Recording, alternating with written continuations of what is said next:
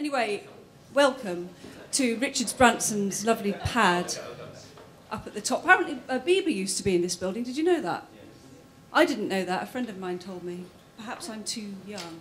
Oh, makes a change these days to be able to say that. I'm your host, by the way. I'm Lisa Holloway. Before I go on about me, I'd just like to say this is a UKTI-funded event, UK Trade and Investment, brought to you by Chinwag. I think you'll all agree that this is a fabulous programme they've put together today with some really good panels and speakers, so thanks very much to Chinwag for that. They asked me to give you a bit of background information about who I am, just to put it into context for you. I was one of the founder members of Brighton Music Network, a business-to-business music industry network, quite a few years ago now, and between us, the members, we encouraged and were quite instrumental in encouraging the Great Escape to come to Brighton, Europe's biggest music industry convention and festival. For my sins, I was the Great Escape's fundraising manager for several years, bringing in continuous Arts Council funding, PRS Foundation funding, and becoming preferred suppliers of UK trade and investment. For them, I worked with a lot of the British embassies around the world to encourage key tastemakers and decision makers to come to Brighton every year, and now it really is quite a thriving festival, something I'm very proud to have been part of. I'm also the host of a regular left field and quirky event called The Space in Brighton, where I interview prominent professionals across the arts and media world, including music industry professionals, but film directors, costume designers, novelists. We'll take anyone. Past guests have included the likes of Nick Kershaw, Conor McNicholas, who was the film editor of, the editor of NME, Hugh Padgham and William Orbit, the music producers, etc. Next year, if you're interested, I've got Martin Ware of Heaven 17 and Paul Heaton of the House Martins and Beautiful South. So if you're interested in that, Google Lisa Holloway, The Space, and you'll find it. We used to be a bit higher up the rankings, but now the Arts Council have got this thing called The Space. You know, they've kind of topped the bill. But, you know, hey, I love the Arts Council. Anyway, enough, I think, about me, except I just want to say I also run the music department at Northbrook College. 4 degree pathways there: music production, music performance, music composition for film and media, and music business, which is one of the few in the country, a music business degree which I teach on. Okay, so toilets, bringing it right back down to earth. To the left and left again if you haven't seen them, and there's a cloakroom opposite. If you want to make a great escape, there's a fire exit there, but please don't just yet, because I'm now going to welcome to the stage someone who is going to be our keynote and who can talk very well about being a successful entrepreneur, the CEO and co-founder of 7 Digital. Please give a warm welcome to Ben Drury, everybody.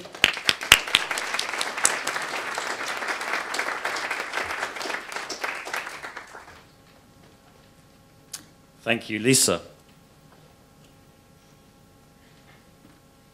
How many of those in the room have actually heard of 7 Digital? Phew. I was a bit worried that no one would have heard of us, but I'm going to talk. I'm not going to just talk about 7 Digital today. I'm going to talk about a bit of the history of founding a company and what led me to found the company, and some of the lessons we've learned on the way. I'm not going to bore you. There's not many slides. I think there's only about 8 slides, so I'm sure you're going to see a lot of slides later and a lot of stats. I don't think there's any stats at all in my presentation, and no graphs. I just thought it would be a little bit of fun to start the day, and hopefully you'll learn something, and hopefully I'll learn something. So I was asked to talk a bit about how you can become a successful entrepreneur. And, well, they wanted this guy, but he was unavailable, so they got me. And I thought it was worth saying, what is success? Define success. Obviously, Mark Zuckerberg is worth, I don't know, 20 billion. Maybe that's out of date. Maybe that's gone down a bit now, but 10 billion, whatever. I think it's important when you set out to achieve something in a business or a venture or a charity or anything that you're doing, you've got to be realistic with your expectations. You can shoot for the moon, and maybe you'll get there, but just kind of set your boundaries. Well, my history and the origins of Seven Digital, I started out in this crazy internet music world as a student. I was studying physics with philosophy of science at King's College London. I had hair down to here, and I was working at the student union, and I set up the first student union website for King's College. So I started getting interested in this internet stuff. That was back in like 1995, and an anecdote there was I was actually working for the student union putting on bands at Tutus, which was the venue at King's College. Some of you might have been there. And I was working for a guy called Tim Chambers, who went on to become a very successful live music guy. He was at, until recently, he was at Live Nation. And apparently I bumped into an old friend of mine this week called Will Page, who's now at Spotify. And he's good mates with this guy, Tim Chambers. And Tim Chambers said, yeah, I remember that guy, Ben Drury. He was supposed to be helping out with sound and lights, but he kept playing with computers. So I'm not apologizing to him for that, because it's done me quite well. So I set up this student union website. Had no idea what I was doing, but I knew more than anyone else. So I was hacking away with HTML and put together this pretty crappy website back in the day. And then I wrote off to Music Week magazine.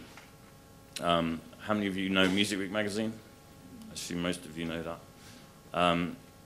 At the time, it was just thinking about setting up a website called .music, and I went in there as a work experience, summer placement, and you know, I was very naive. I was very excited to be working for Music Week magazine.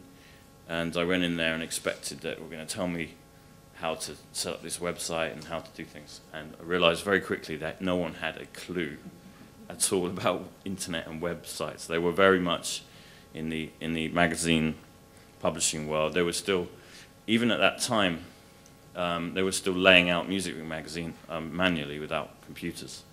So I was thinking, interesting. So we got cracking on this idea called .music.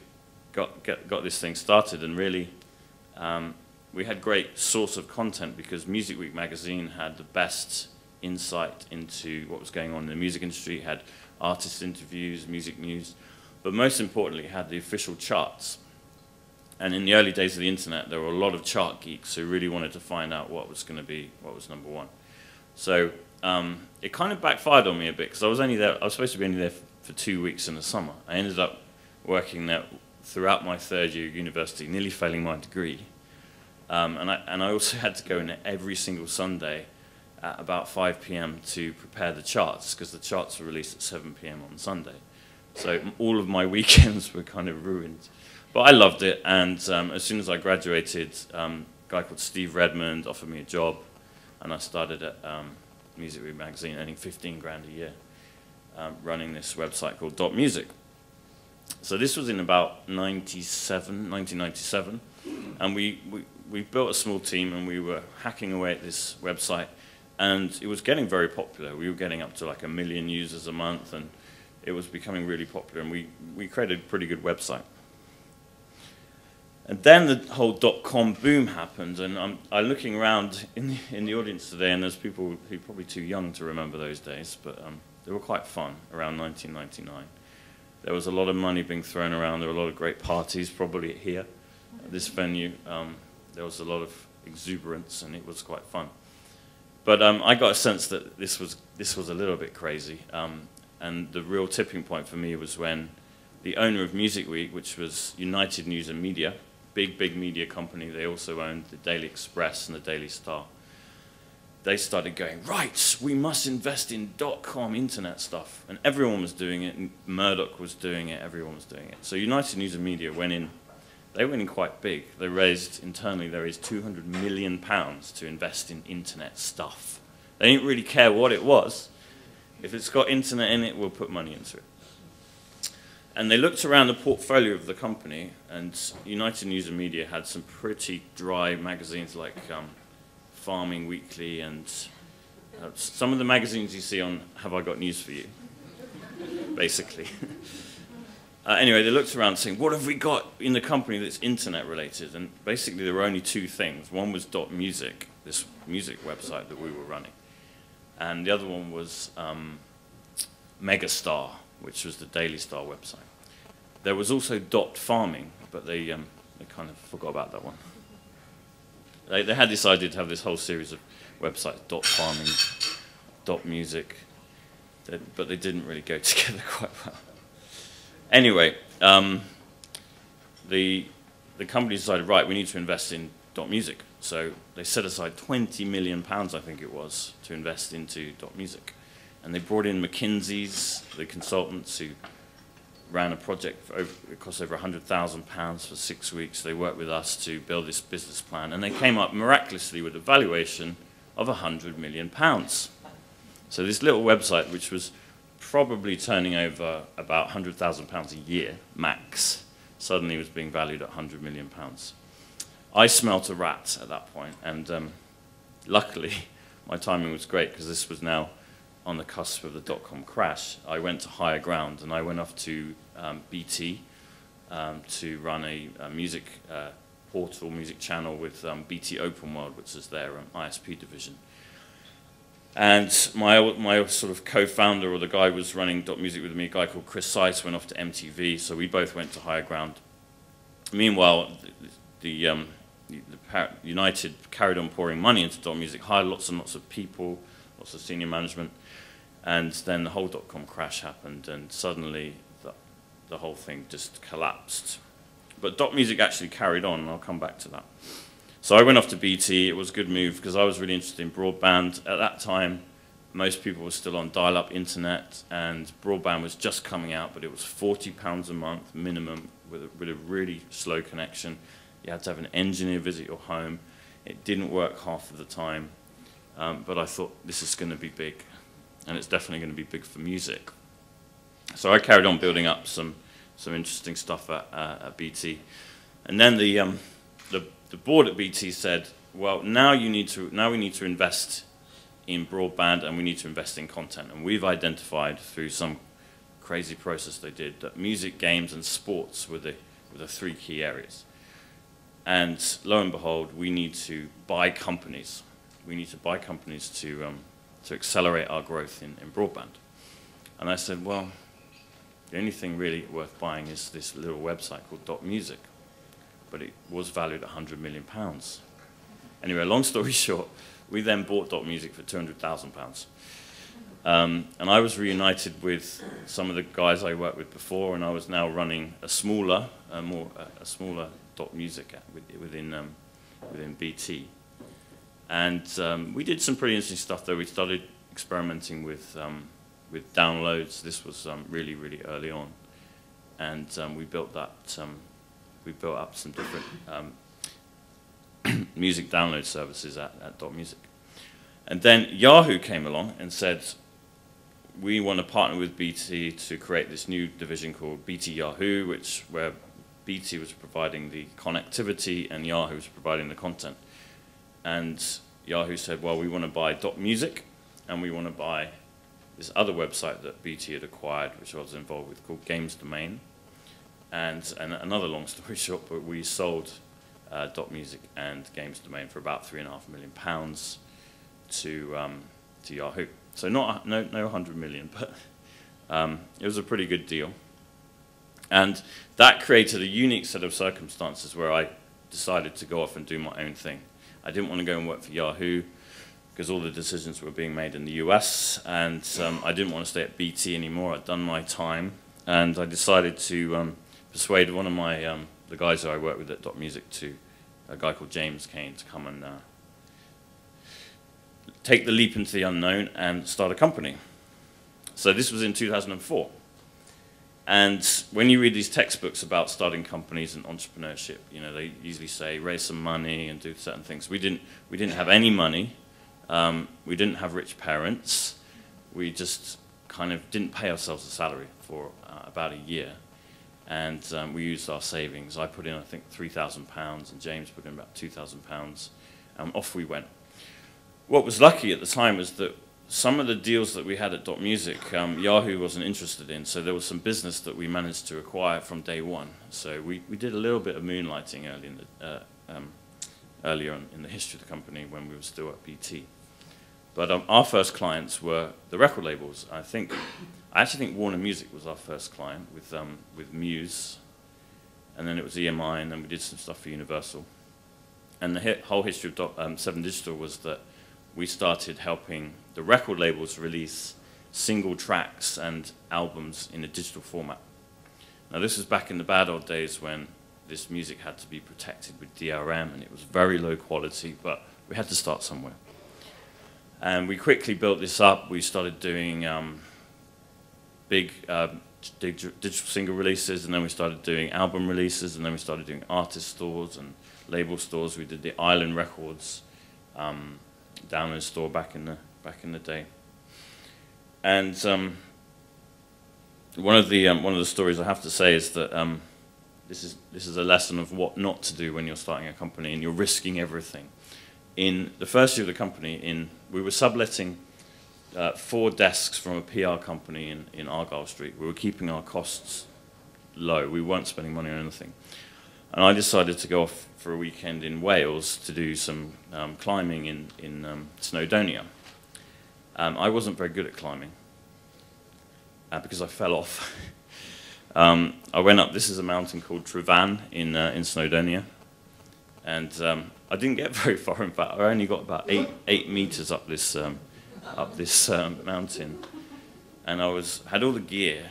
I was a classic, had all the gear but no idea, and I was going to try and put this protection in this rock, and I was like, oh, I don't really know how to do this. And then suddenly I fell and smashed down onto rock, shattered my leg, fractured my skull, and had to be airlifted to Bangor Hospital in North Wales.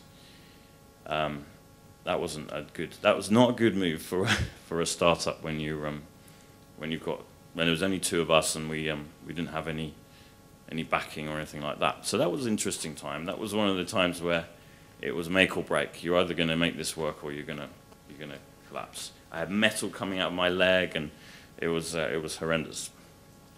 But I remember thinking, well, maybe I am going to be a successful entrepreneur because I'm a bit crazy. Because at that time, I remember literally being in my hospital bed, phoning up my co-founder, completely drugged out of it with morphine and all kinds of stuff, trying to arrange this new deal that we were doing with ITV to do video downloads for Hell's Kitchen, if anyone remembers that program.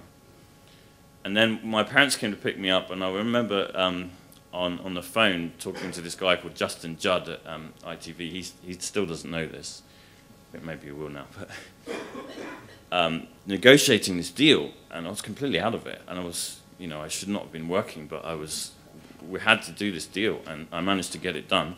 And he said, oh, I must come and see you to wrap things up. And I was like, oh, well, it's not really that convenient. And I carried on negotiating with him when I was in hospital in London. When I got back to London, I was in hospital at UCL.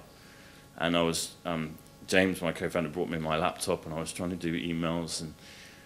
And anyway, we managed to get this thing launched. It was a miracle, and they never knew that we were running it from hospital and stuff like that. So I think you have to be a bit insane, basically, to do this. So that was like the origin. That was the origins of the company, and we got through that, and we started slowly to build a team. We still didn't have any funding, and then in 2005, I've just picked out a few little memories from the journey. But we then got involved with Live 8, which is 2005. It was just before the London bombings, and this was one of our great stories because we were chosen by Universal Music to work with them on the official download, and the idea was to try and try and create a world record by having the fastest ever release of a track from when it was being performed to its first sale.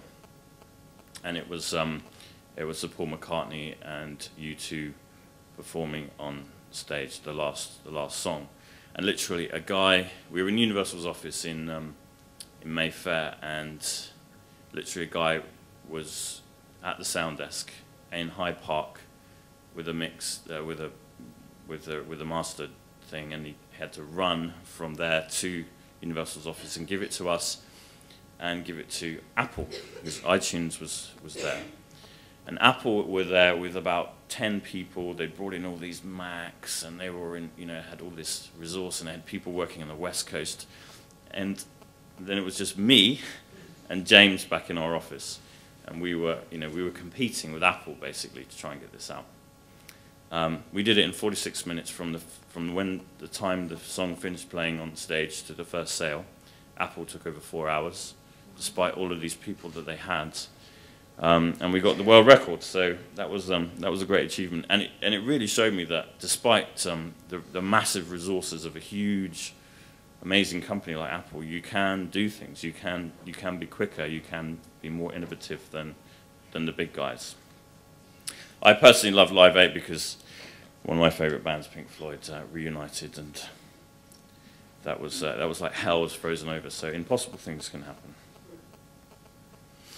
Moving forward quickly to 2006, there was a big breakthrough this year when there started to be the liberalization in digital music. EMI was the first major record label to go DRM free. They lifted the restrictions that we had to place on digital music, and they chose us to do that with as the first sort of independent or small company to work with, and obviously Apple was doing it as well.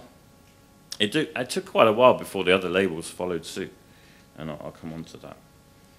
But again, it was really great that these major record labels trusted a small company. One thing I forgot to say is in 2005 we finally raised some money. So we raised £1.5 million in VC funding from Benchmark Capital Europe, who then became Balderson Capital. And I know any people in the room who are thinking about setting up your own companies, it is tough in Europe, it is tough in the UK to raise VC money. There's not that many VCs investing in early stage companies. But you can do it, and the best thing to do is to try and get to a point where you've proven that you've got a great product or you've got a great business model, then it becomes a lot easier. But I spend quite a lot of time in Silicon Valley, and people get funded in pubs over there. If you can fog a mirror, you can raise money. No, it's not that extreme, but I think that it's great that there are initiatives like with what UKTI are doing, but we definitely need to, this is my little soapbox thing, we definitely need to encourage more venture capital investment into the UK, because it's such a different world over there. Yeah, sorry, also in 2006 we started to go international. We rolled out our first international services in Germany, and if you're doing anything to do with technology, if you're doing anything to do with internet stuff, you really got to think global. You've got to think international. You can't just create a business that's going to exist in the UK. You really got to think big. The US companies usually prove their model in the US, and then they come very, very aggressively to the rest of the world. You should be thinking about going to the US as quickly as you can. We eventually did go to the US, but it took us some time.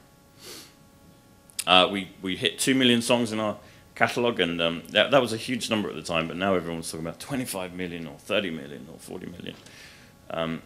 If you look at actually the stats, it doesn't really matter. There's only ever around 10 to 15% of the catalogue that's accessed.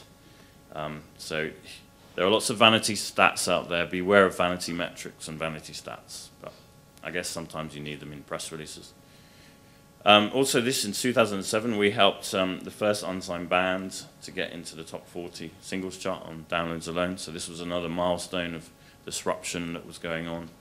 Very, very quickly, the physical singles market petered out, and I think the physical singles market now is probably 0.1% of the market now. But then in 2008, finally DRM died. The last record label lifted it, and we were the first company in Europe to go fully DRM free with major labels. And then it was Amazon, and then it was iTunes.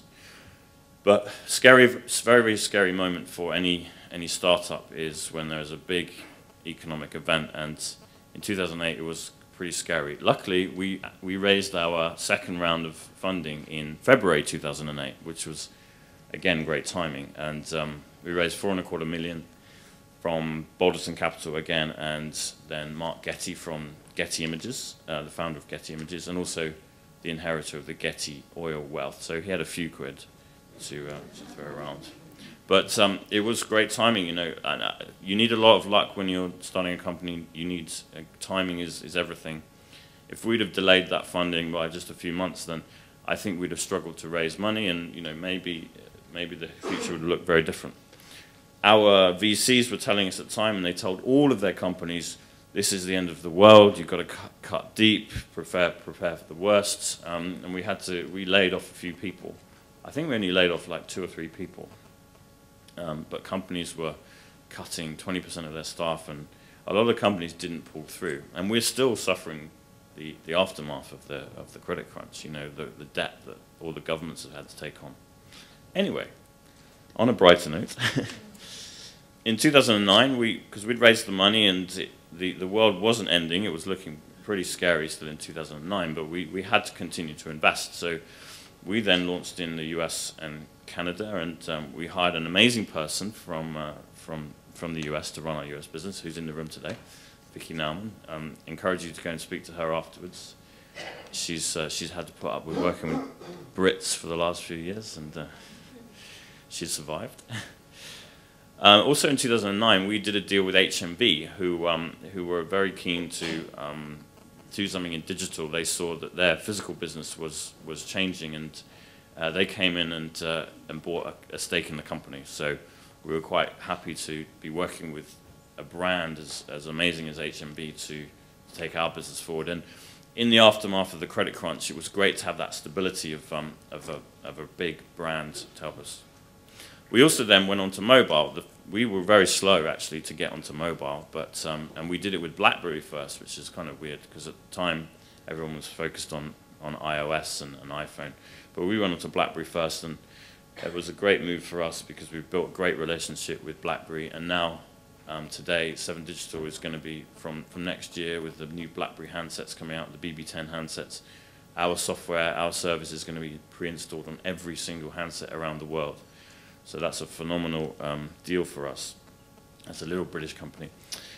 We also started getting involved with Music Hack Days, and the Music Hack Day movement has been a fantastic success story for UK music tech. It was founded in London. A guy called Dave Haynes, who's now at SoundCloud, was really the guy who drove it. We were involved from early days, and now there are Music Hack Days going on all around the world. If you're doing anything to do with music tech, as a startup, you have to go to Music Hack Days. You'll meet some incredible people, and they spend the weekend, they get very smelly, they sleep there, and the idea is that people write code and they come up with amazing stuff, and then there are prizes. But there's one this weekend, I think, in London. So if you don't know about it, really get down to Music Hack Day. There's been ones in Barcelona, in Sydney, in LA, in San Francisco, Boston. Really great movement that was started here in London. And obviously I'm very biased, but London is an incredible place to be doing music technology, because on this street in Kensington we have 3 major labels now. We have all 3 major labels. We have all the publishers. We have an incredible live music scene. We have producers, engineers. We have some of the best studios in the world here. And we have a great tech scene now in Silicon Roundabout and all the other areas. So we have the ecosystem here to make music technology work. And it doesn't really exist in the US. When you go to Silicon Valley, you've got incredible technologists, incredible talent. It's a magnet for some of the brightest people in the world, but they don't have music. If you want to do music in the US, you need to be in New York, you need to be in LA, you need to be in Nashville, and it's very spread out. So in London, we're very lucky to have everyone together. Berlin is also a great place to do music, but London's better. Moving quickly on, I don't have too much else to say, but in 2010, we started to move on to Android, and we struck a big deal with Samsung, which is very hard. If anyone's ever worked with Samsung, you deserve a medal. They're an incredible company, but they're quite tough to work with. And again, it was an amazing achievement for a small British company to be trusted with a global service from such a large company. 2011, moving forward, we then started to completely expand on different platforms. We're now on iOS. It took us over a year to get our app approved by Apple.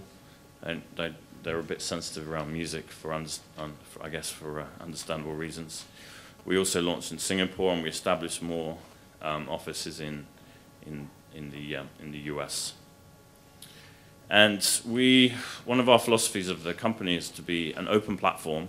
So we try to be agnostic, and we try to be on as many platforms as we can. So we're on iOS, Android, BlackBerry, Windows Phone, Windows 8, mobile web, HTML5, and the Sonos platform now as well.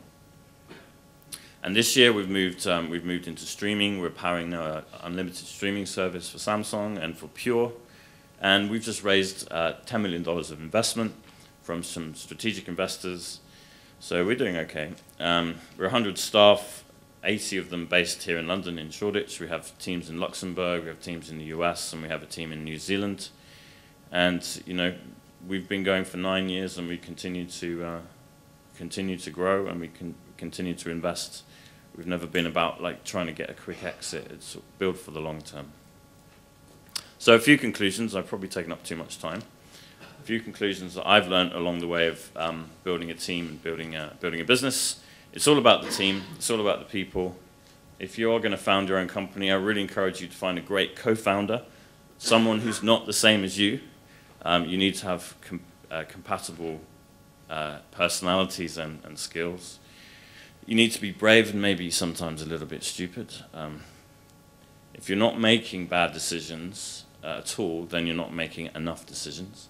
That's something I've learned along the way. Don't be afraid to make the wrong decisions. Procrastination is the biggest killer of startups, I think.